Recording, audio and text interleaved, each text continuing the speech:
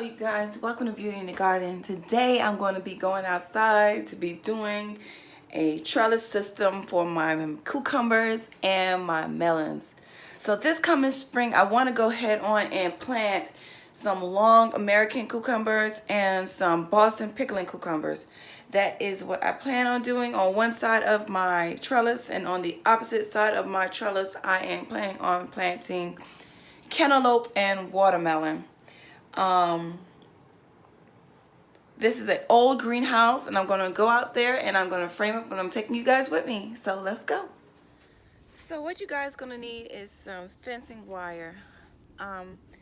You can buy this from any hardware store. Okay, so this is the fencing wire. I'll be using a wire cutter, and you're going to need some zip ties. Okay, so those are the three items that you're going to need to start this trellis system on any kind of frame that you're not using or making. You can easily incorporate this into you doing this at your home, okay?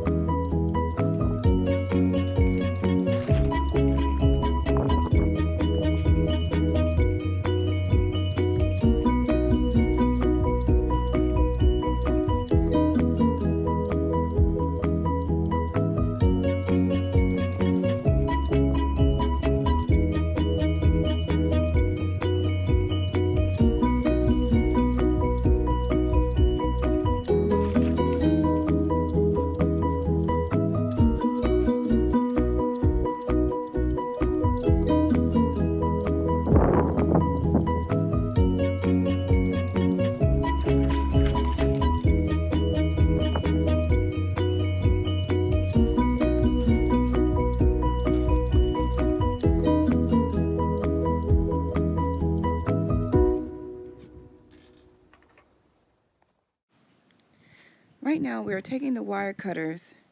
Take the wire cutters and cut off the remaining fencing, making sure that there are no sharp edges exposed. Take the fencing and bend it around the frame or post.